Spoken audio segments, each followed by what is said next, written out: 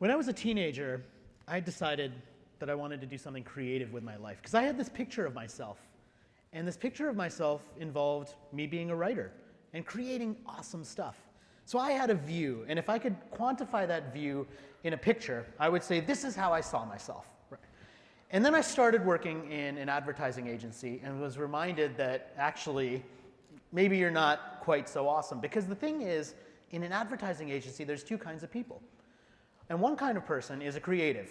And the creative looks a certain way and thinks a certain way, and they actually have creative on their business card. Their job is to be creative. In fact, they're described as a creative, right? That's the lingo. And then there's the other guy. And the other guy specifically is not supposed to be creative. That's not his job. His job is to keep the train running. His job is to make sure that stuff goes on, that everything works. And that was my job.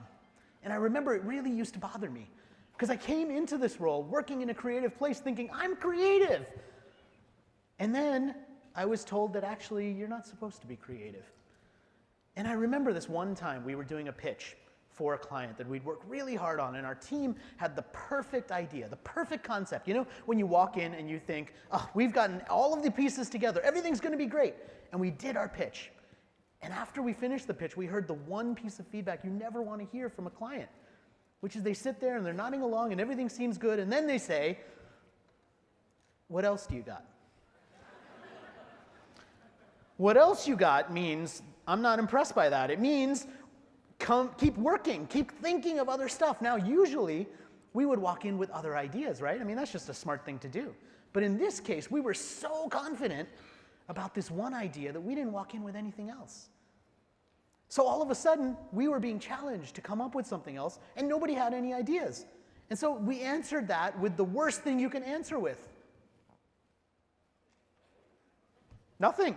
Silence. Crickets. But it was up to one person to come up with something different. The one person, by the way, who wasn't involved in the creative, because remember, he wasn't creative. The one person who could say, you know, maybe we could try something else. And that was me. So I had my big chance. And I'm sitting there in this meeting, and I'm super excited, and I shared something. And I wish, I mean, it would be the awesomest closing to that story to tell you that I came up with the concept on the spot that then became the campaign, right? Wouldn't that make everybody, including me, feel great? That's not what happened. In fact, the honest truth is I don't remember what happened. I don't remember what I said, but I remember how I felt. I remember how I felt. How I felt was that I was finally valued, that I could finally be creative, that I could finally think of these things that I wanted to think of. And I started asking why. Why can't I be that guy? Why can't I be creative, right? Why can't I do these things? That question fueled me. And I came across this quote from Isaac Asimov, which is my favorite quote ever. Because what he said was, I'm not a speed reader, I'm a speed understander. And suddenly, it started to become clear for me. I thought, well, if I could be a speed understander, if I could see those details, if I could understand the connections, then I wouldn't try and capture everything. I'd know what to pay attention to. And then I could actually be more creative, and I could get respected for being more creative. And I started thinking about what it would bring to the table if I could start to see the things that others miss. And so my goal today, and as you know, the title of this session is 7 Trends That Are Going to Change Everything. And I'm going to tell you about 7 trends. And I'm going to tell you about the research that gets to those 7 trends. And we're going to talk a bunch about that. But I don't just want to leave you with 7 interesting little nuggets of trends. That's not enough. What I want to leave you with during our time together today is how are you going to see the world differently to be able to see the things that everybody else doesn't see? Because that's what innovators do. And we hear about innovation and we hear about creativity, but really what it means is you're seeing the things that everybody else is seeing, and you're coming up with a different conclusion. That's really what we want to try and be able to do. So every year I spend a lot of time with my team coming up with trends. And these are just a couple of the trends, and you can take a photo of this, and I'll be sending my slides out as well. So if you want to do what HBO offers to people and do a lean back experience, you can do that too. Or you can take photos of the trends, which many of you are doing, and it's great. And I'm going to give you, yeah, I mean, we're at the place where you do that, right? So either way, you'll have access to all of this content so that when you go back to whoever you have to go back to justify why you spent a weekend partying in Austin, you'll have justification for that easily, right? So that's what, yeah, we're all in this together, right? Because we want to justify our awesome party next year. Don't we? Of course we do. All right, so let's talk about that. But before we do, I want to take you through a couple things that make this difficult. I mean, if it was easy, we would do it all the time, right? We would come up with stuff all the time. Everybody would be creative in every moment, and it would be great. But it's not always like that. And there's 3 reasons why, and let me take you through those 3 reasons. The first one is unquestioned assumptions. The facts and the habits that we have that we feel like are the way the world is. So let me go backwards in history. Let me do something unusual for a trend/futurist/forecaster guy, which is I want to go backwards in history. And I want to tell you about this guy. His name's Christopher Latham Scholes. And he's an innovator, or he was, in the late 1800s. And his innovation was the typewriter.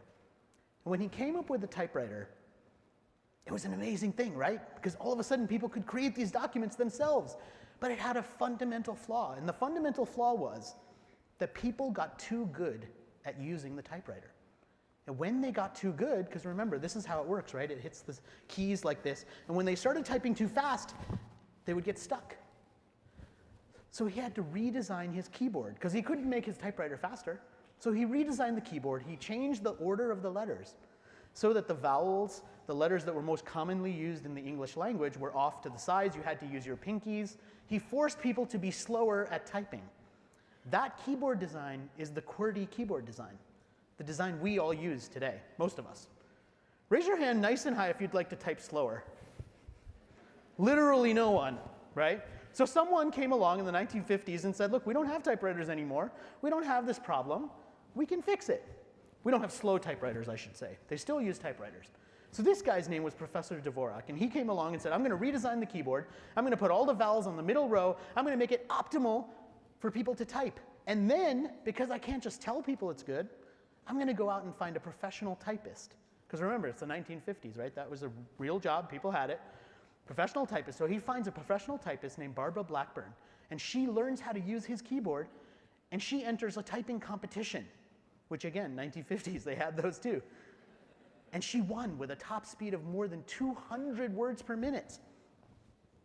So Professor Dvorak proves that his keyboard is optimal, that it helps people type faster. The old keyboard, the one that's the QWERTY keyboard, was designed to make people type slower, and no one wants to type slower. And yet, if we sit here today and if we did a poll of all of you, I guarantee you only a small handful of super geeks, and I appreciate you, but only a handful of super geeks would be using a Dvorak keyboard. Everyone else is using QWERTY, or the version of that in their language. Dyson had a similar challenge early on. He reinvented the vacuum cleaner. And then he went to all the brands that were selling vacuum cleaners at the time, and he said, I have this great vacuum cleaner that actually sucks on purpose. It's supposed to, right? And vacuum cleaners of that time, they didn't suck, and that was the problem, right? So it was bad to not suck. It's confusing, I know. But he made this vacuum cleaner. He wanted to reinvent it. He wanted to sell it. He wanted to license it. And all the vacuum cleaner brands said, actually, we make all our money on the bags. We don't want a bagless vacuum cleaner, because that's where we make our money. It's like the printers with the ink. And nobody bought into it. And he couldn't sell it. In fact, his only choice was to make it himself. And now guess what's happened to the market? Every single one of those companies makes a bagless vacuum. Today. Nobody saw it coming, right? So the challenge is, the first big barrier is, when we make the wrong assumptions, we doom ourselves. And we see signs of this all over the place. We see signs of this all over the place. Second big challenge is constant disruption. Everything's changing, right? Every year I come to South by Southwest and I see something new, I see something amazing, I see something different. I hear innovation, right, all the time. This is a hilarious headline, but it's kind of true. You know it is, right? And I know we're on Friday and we haven't made it through the other 600,000 times, but 50,000 probably happened today, right? It happens all the time. But change is constant and it's happening in every sector, right? Barbie's using boys in their advertising. Crayola is making makeup lines. Capital One and many other banks are opening coffee shops, right? These lines between industries are starting to blur. West Elm, furniture brand, has hotels. Our president, the US president, is selling merch on Black Friday. That's what this is. 20% off Trump merchandise, Black Friday special, right? The lines between politics and e-commerce blending right there. We can ship mattresses to our house, something that seemed like it would be huge and impossible, right? We can get these to our house. We can get our produce chopped for us by a produce butcher who will take care of chopping, because who has time for that stuff, right?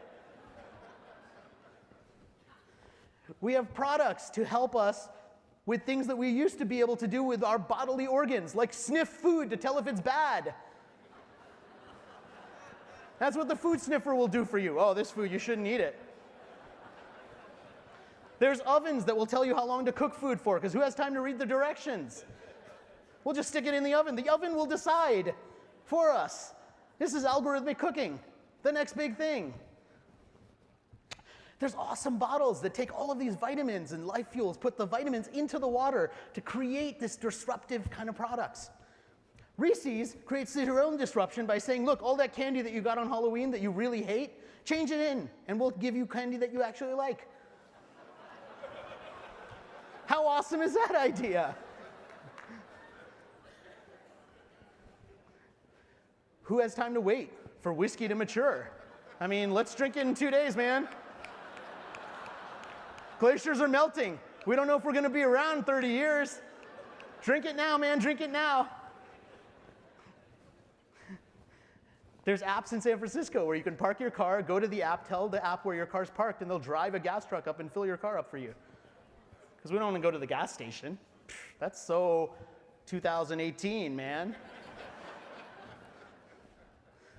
We can get everything delivered with robots. And the biggest problem with these robots, which are awesome delivery robots, is that when they roll past a human without somebody controlling it, people freak out. They're like, where's this robot going? When this robot goes into an elevator and people are in the elevator with the robot, they're terrified. They're kind of like, what is this thing thinking? Where's it going? What's inside? And is this part of a practical joke? I don't know. We have every option available to us. Even the stupid ones.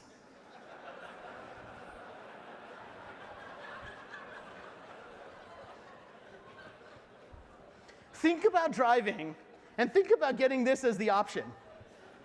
How would they narrate this? We know you just passed this place, but in case you want to make a U-turn and go in a circle and waste 30 minutes of your life, we have an option for you.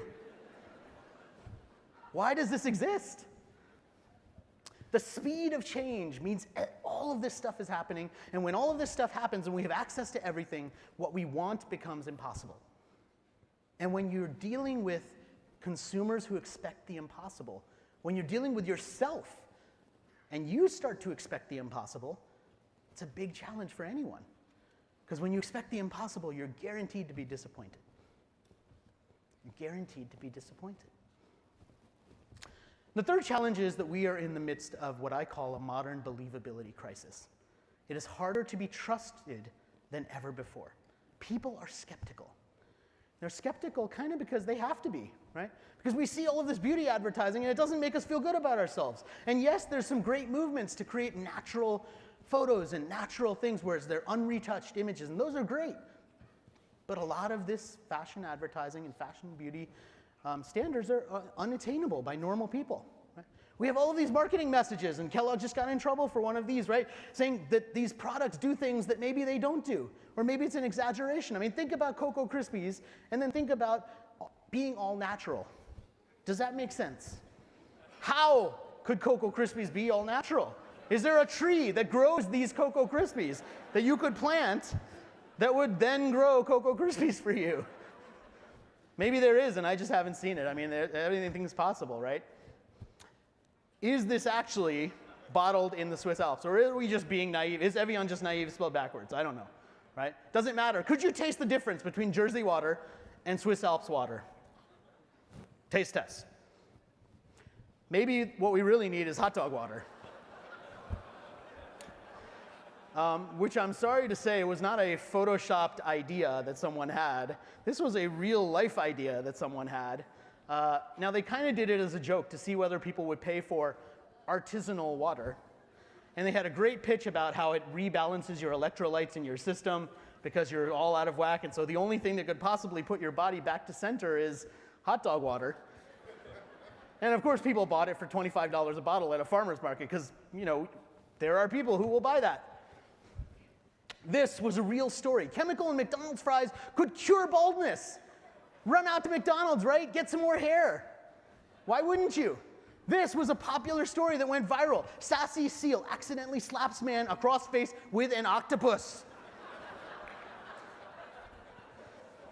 Which includes, by the way, the best opening line that this article could possibly have. It was the slap heard around New Zealand. This is real media, right?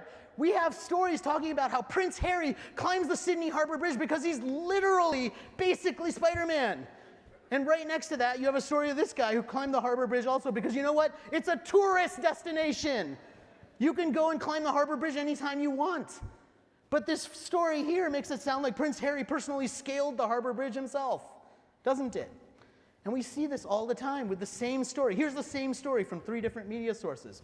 One says, more airlines are ditching reclining seats and it's about fucking time.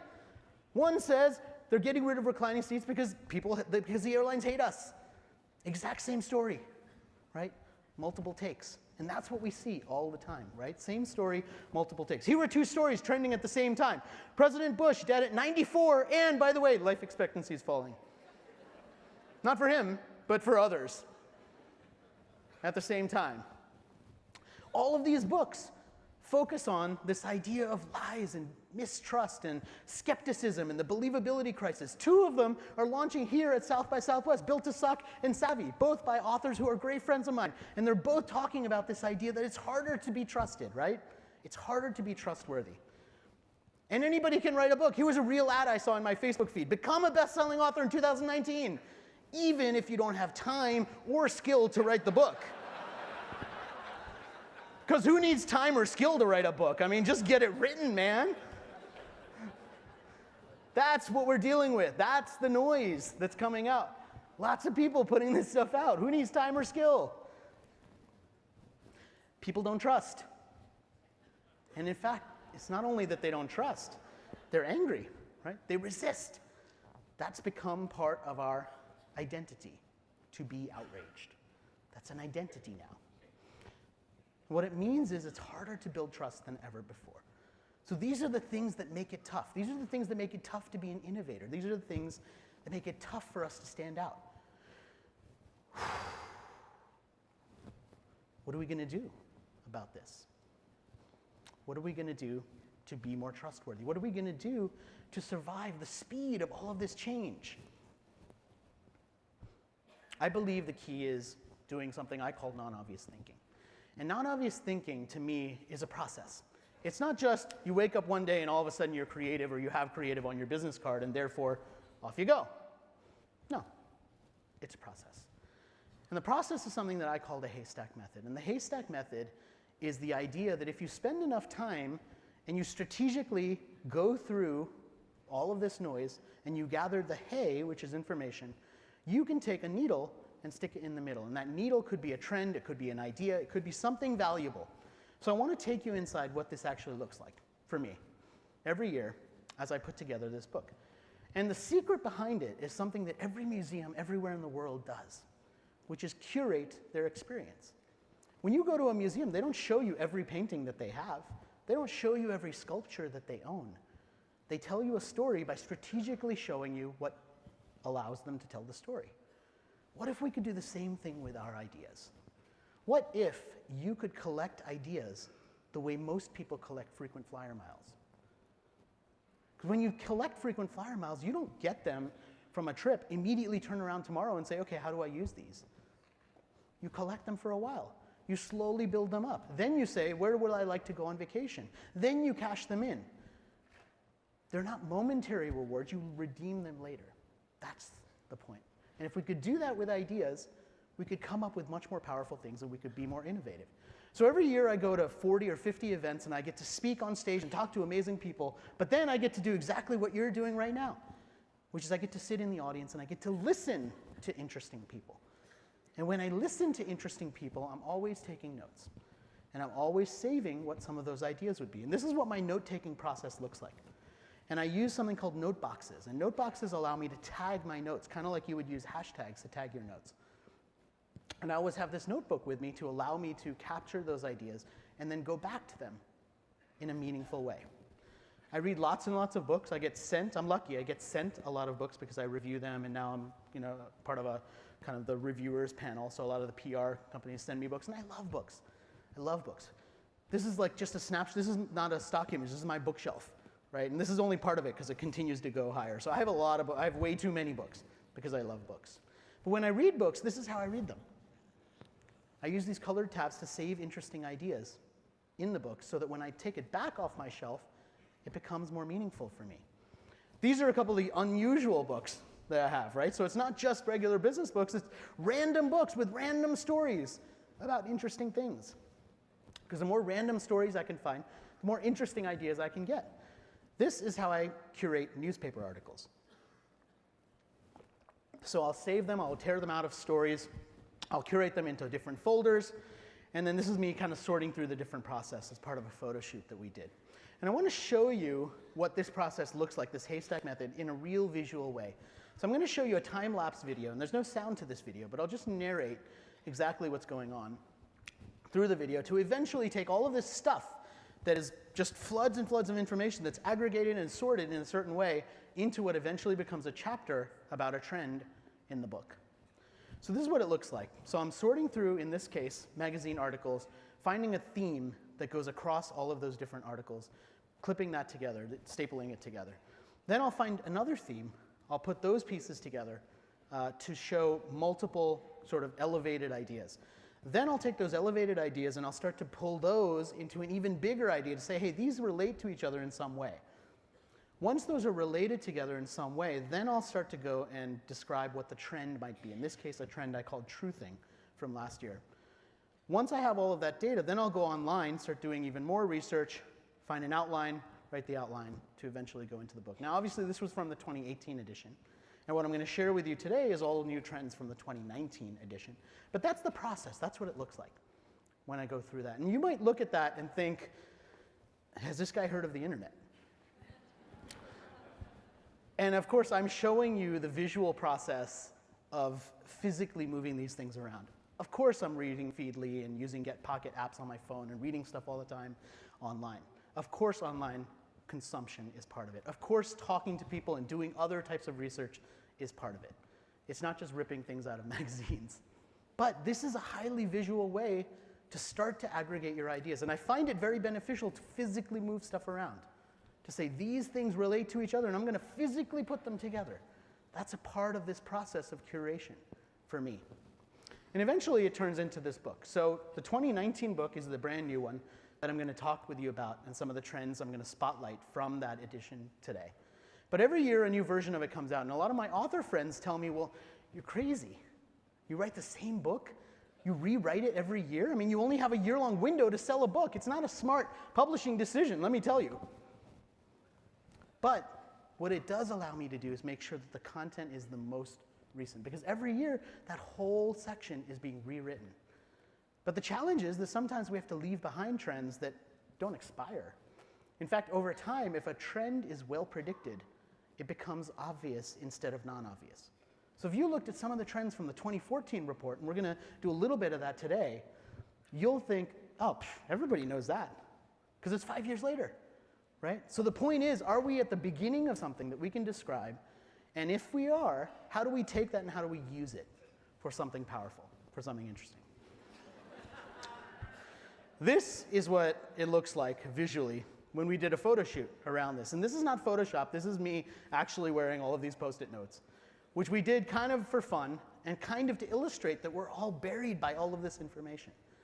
And when we're buried by this information, what we have to do is be able to find a way to emerge from it.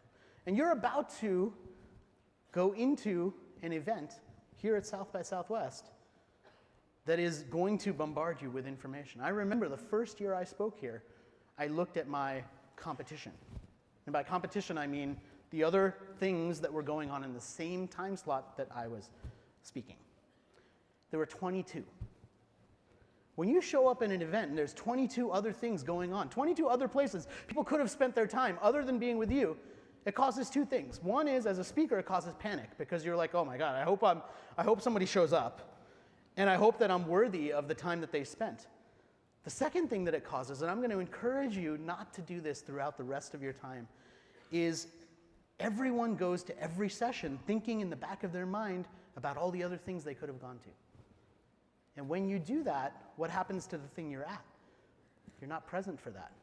You miss out. And so you ironically end up missing out on everything, because you missed the thing that you were there for, and you missed the other stuff you were worried about not going to because you couldn't make it. So the challenge is, how do we be present even though we know a lot of other stuff is going on? And it's the same challenge with collecting information. How do we figure out what to pay attention to when there's so much stuff out there, right? How do we put those pieces together? So what I want to show you is how this process works through the trends. And I've spotlighted 7 specific trends that I think are most interesting for the group here. And so for each one of them, I want to tell you about the trend. I want to give you some stories to bring that trend to life. And then I want to give you what I call a stealable idea. And a stealable idea is a way of bringing that trend to life, a way of using it, a way of making it actionable. So it's not just, oh, I listened to this guy talk about this research, and it was vaguely interesting, and he showed a couple funny slides, and he had this stupid Post-it note suit, and that was fun. I want to give you something that you can actually take and use.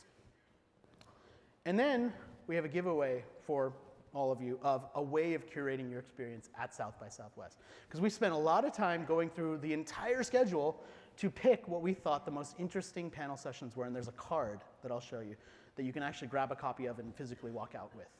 So we have those floating around. Some of you might already have them. I don't exactly know. So the first thing I'll do is give you the definition of a trend, and then we'll talk about what the 7 trends are. So the definition of a trend is a unique, curated observation of the accelerating present. The accelerating present, which says this is something that's happening now that will continue to happen over time. So how do you actually take advantage of it? That's the challenge. So first trend, retro trust. Retro trust is the idea that in a world where we're so skeptical about everything that's going on, we turn back the clock. We look backwards at the things that we used to have an association with, and we start to rebuild our trust in those things. Which is why you see this resurgence of analog. We're going backwards towards these things that we used to know from an earlier period in time. You see all these classic games and toys. These are new games that look like the games I used to play when I was a kid. Sometimes it's the same toys that are being reinvented. Often we see people deliberately downgrading. They're saying, look, I don't want all of this extra stuff. I just need the downgraded version because that's more functional for me, or it reduces my temptation to go off and sit there on my phone and check all of these apps all day. It's fascinating what happened in rural markets when John Deere introduced their latest tractors, which have all this amazing GPS tracking and all this awesome software, but when it breaks, many of the farmers who have the tools, they can't fix it themselves. They have to wait for the software engineer. So a lot of them said, look, the new version's great, but I can't afford the lost productivity when it goes down, so I just want the older version that worked. Now this, in particular, is something that has escalated, but has been around for a long time. I mean, think about how long you used Windows 95 after 95, right? Why'd you do that? They had a new version. They had Clippy. You could have gone to him, but you didn't, because we're comfortable with that old thing, right? Sometimes we want that downgraded version. And with the phones, right, one of the best things my Samsung has is this battery-saving mode. It's great. So at 7 p.m., when I'm down to 4% battery life, I don't really care about checking Twitter and all the other stuff. I just want my text messaging to work. And so I can downgrade my phone so that it just works with text messaging, and I can get another couple hours out of my phone. Right? That's a choice that people are increasingly making. They're increasingly going for nostalgic experiences, too. We have all sorts of marketing around this happening right now, because this huge movie is about to open today, right? And it's all about marketing the nostalgia of the 90s. They even have a website that evokes the 1990s. That might bring back some fond or horrific memories for you, depending on, what your relationship to this stuff was, and maybe how old you are. So the stealable idea here is, how do you seek out opportunities to collaborate, to go backwards in history? Maybe you're working for a brand that's only been around for 2 years. Your opportunity is to collaborate with something that's been around for longer, right? To turn back that clock, to take that trust and work with trust that was already built in something else. Second big trend, something we call muddled masculinity. Muddle masculinity is about not a singular new view of masculinity, but about the question mark that has now emerged around what it actually means to be a man. So gender is something that we've spent a lot of time looking at over time. Back in 2013, we had a trend all about the rise of women called Powered by Women. And then in 2017, when the statue came out that was like facing against the bull, and there were all of these movies like Hunger Games where the girls were the hero, they weren't princesses waiting in towers. These girls were fierce. They were killing people, and they were letting the guys die, right? That was the movie style of Divergent and Hunger Games and all of these films, right? These were fierce women. And then in 2018, we started having all these examples of ungendered. I don't want to be labeled with a gender. I want a different pronoun. I want gender to be a statement instead of a question that has a binary answer. And now what we're starting to see is this question mark around masculinity. And you see it in lots of different things. So today is International Women's Day, right? Amazing celebration of how far women have come and sometimes how far they have to come. And men who are looking at the headlines around this are reading things like, on International Women's Day, it's time for men to shut up, at the same time that they're reading headlines saying it's time for men to engage. And many men are looking at this and saying, well, do I shut up? Do I not shut up? What should I say? How do I even talk about this without being labeled as like being insensitive or not understanding or being privileged because I've grown up being a male? It's a big, big question mark. And it's uncomfortable to think about because we don't have the answer. There's no one way to do this. There's no one way to be good. There's wonderful articles talking about how masculinity is shifted, but still the way we treat boys and the way that boys are growing up is changing. And I highly recommend you to read this article from Sarah Rich in The Atlantic. It's called Today's Masculinity is Stifling. She raises some amazing points in this article, and one of the things she talks about was the whole movement towards girls being able to join the Boy Scouts, which was a big thing at a certain time. And she raises the really interesting question that I never thought about of why wasn't there a corresponding movement to let all of these boys join the Girl Scouts? Why doesn't that exist? Why aren't boys encouraged to do that the way that girls are being encouraged to take on some of the more masculine types of activities? There's a dual thing going on here. And it's a question mark right now. We haven't worked it out as a culture. We haven't worked it out as people. It's a big question mark. And so marketing campaigns are addressing this too. How do guys behave? What should they be paying attention to? Should we have men's makeup lines? Some brands are starting men's makeup lines. These are all question marks. And so the challenge here, the challenge for us as individuals, and the challenge for us, and I think I can say this, as innovators, right? Because if you're sitting in this audience at this event, listening to this talk, you are an innovator. Whether you describe yourself that way or not, you are. And so our challenge to go back to our groups, to go back to our friends, our families, our colleagues, is to be the innovators, to say we want to encourage this. We don't want everybody to fit into the same box. We want to encourage this. Third trend, innovation envy. We see lots and lots of examples of innovation envy. We see brands that are basically trying to do the same thing that they saw work somewhere else, right? Let's just slap some ping pong tables in our office and have open plan seating, and that'll solve all our problems.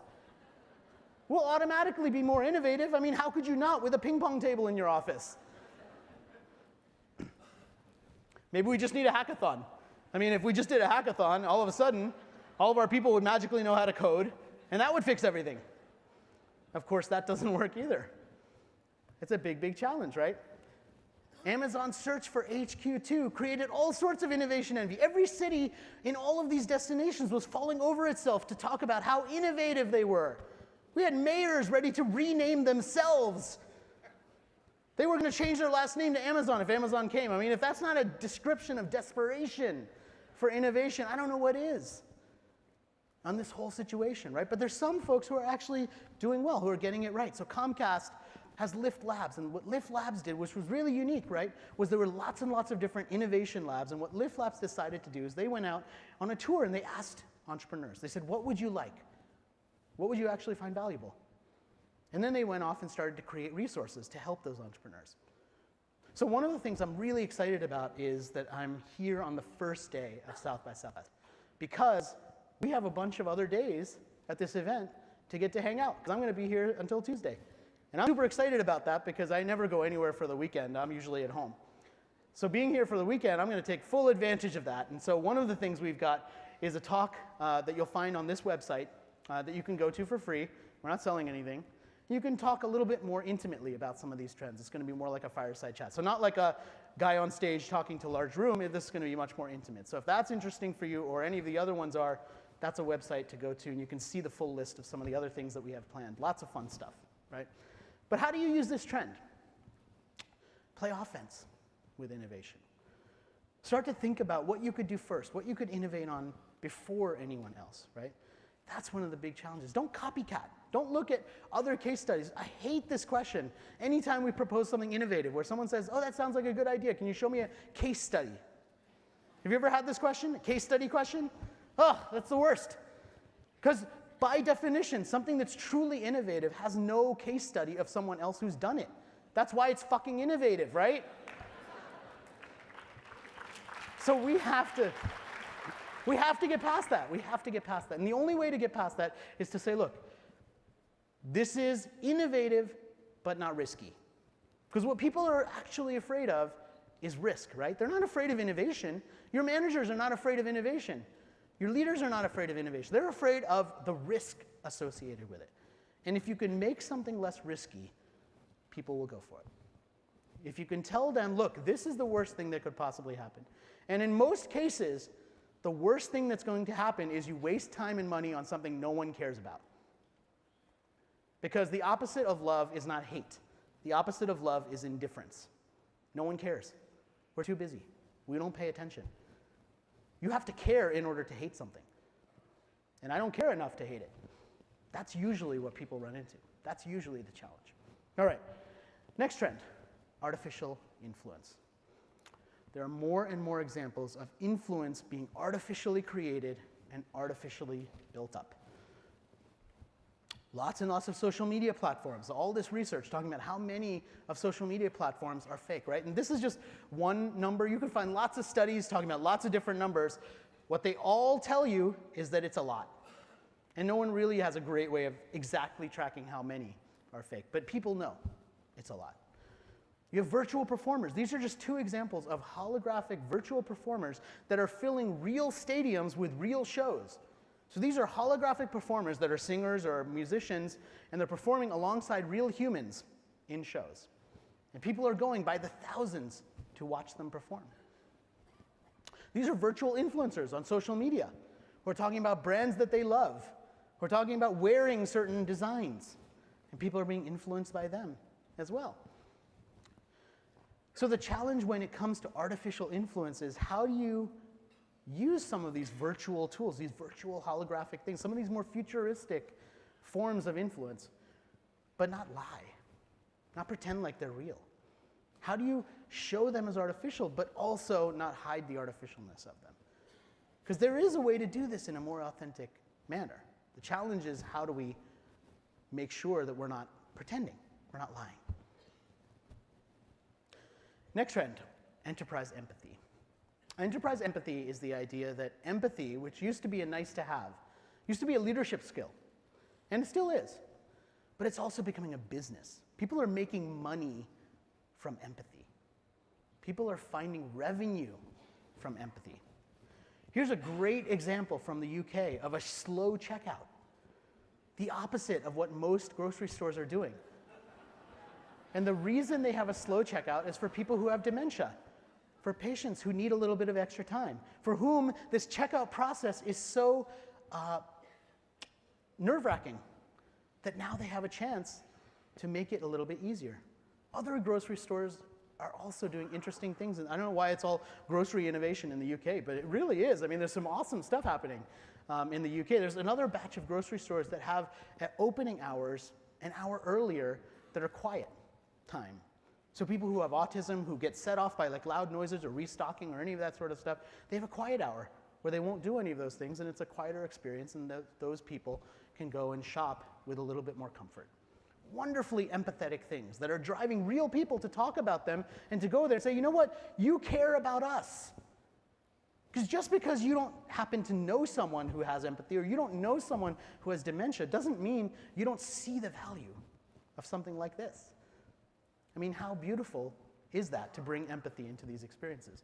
P&G is doing the same thing with herbal essences, redesigning their bottles to have these touch dots or lines so that when you are blind or when you have your eyes closed in the shower, you can actually tell which bottle is the shampoo and which one's the conditioner. How simple is that? But how inclusive is it to do something like that too? Starbucks opened up a signing store near Gallaudet University in Washington, D.C., where all of the employees are deaf, and every order is made with sign language. Wonderful inclusivity. Join Papa is a great website where you can order grandkids on demand, like an Uber ride. So now if you're older and you need help fixing your computer, or you just want somebody to hang out with, there's an hourly rate, and you can join that in certain cities as a young person, and you can just go and hang out and help out. And if you think about how crippling this disease, and I call it a disease, this disease of loneliness is in our world, especially among older people, you see how beautiful something like this is, to just help solve a little bit of it. Not all examples are that beautiful.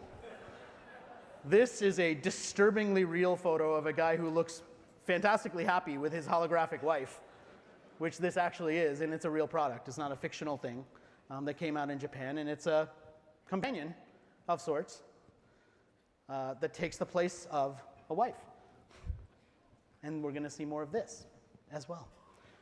So how do you use this trend? Well, we see on the tags of all of our products, right? Made in the USA, made in China. Why don't we have a tag that says made with empathy? Made with empathy.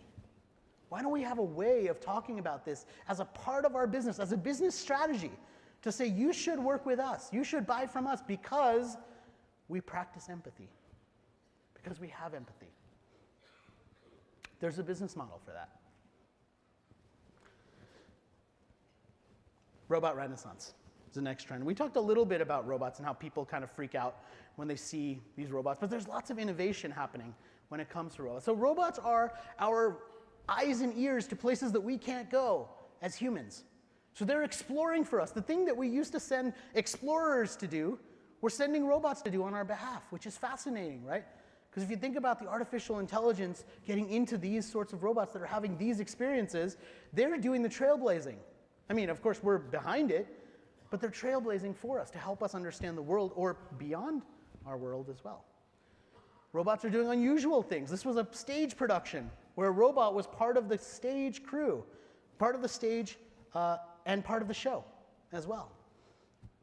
There's a robotic hotel in Japan that's been around for some time.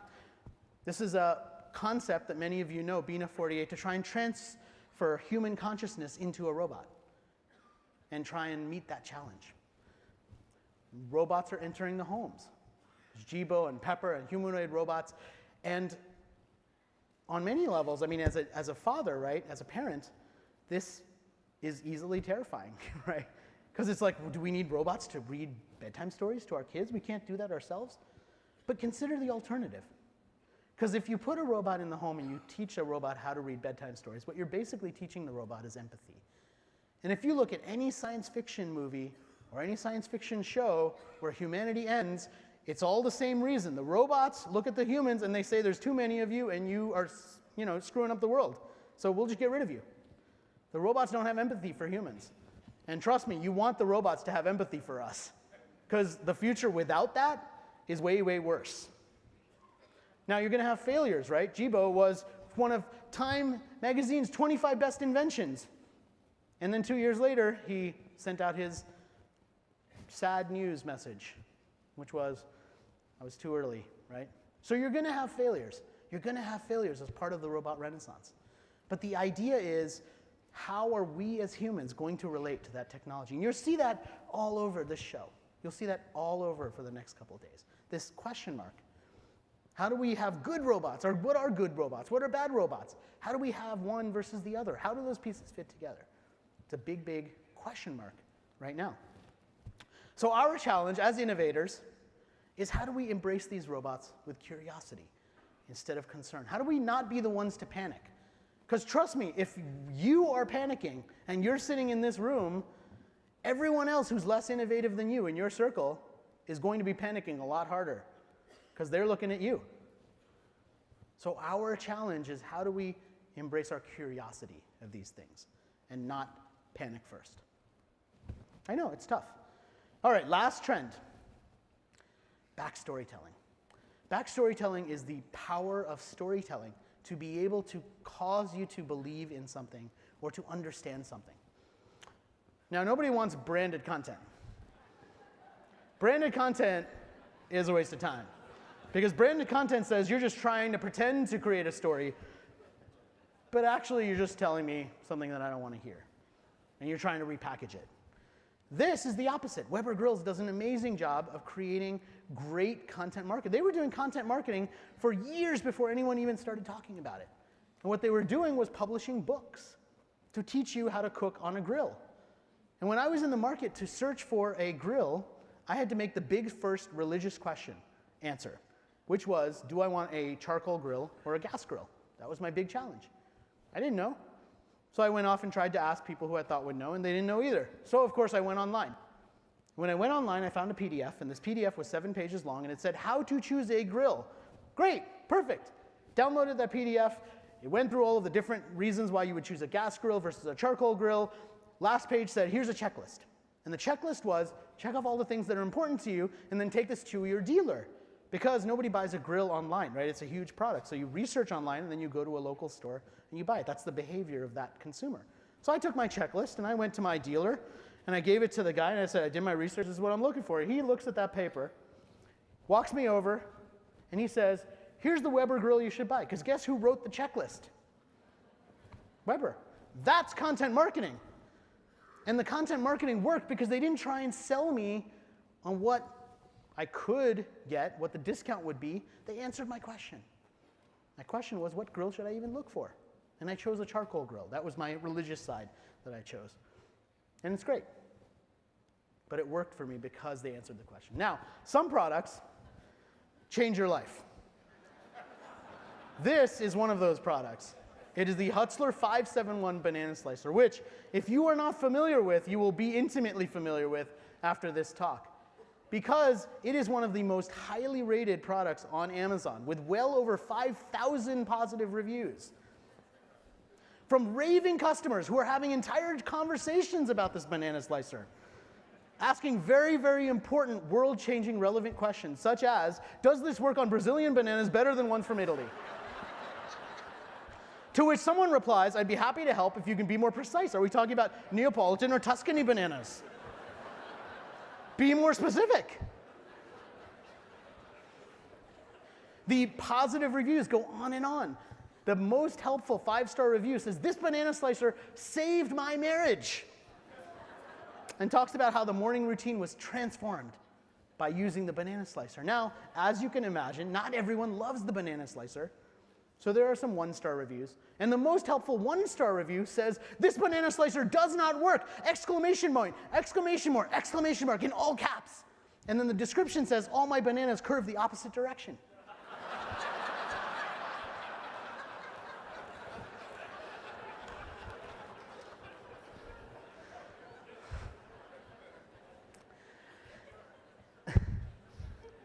If you haven't figured it out by now, it's a competition. And the competition among consumers has become who can write the most ridiculous review for this ridiculous product. And the maker of the Hutzler 571 Banana Slicer is laughing all the way to the bank because people are buying it. I personally buy them wholesale because I've given them away to so many people. And it's a great story.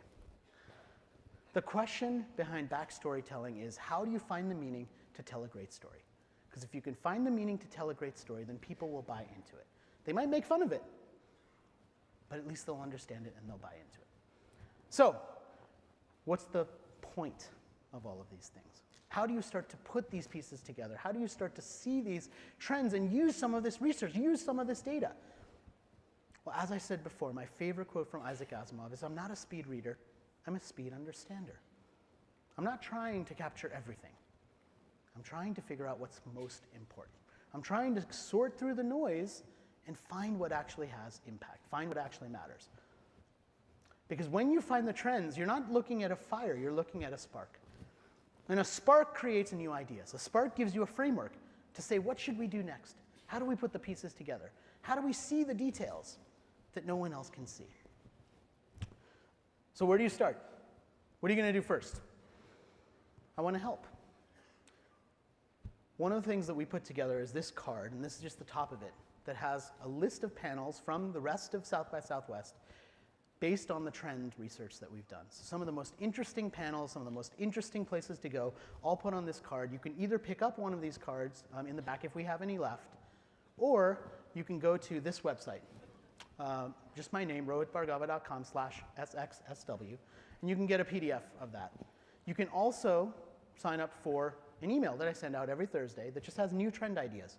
So if some of these ideas, some of these stories were interesting for you and you're wondering, well, how does he get all these stories? Where do they come from? Every week when I could be surfing on Facebook or checking out social media or I'm waiting for a plane, I look through hundreds of news sources because every Thursday morning I send out an email. And the email has just the 5 most interesting stories I saw that week.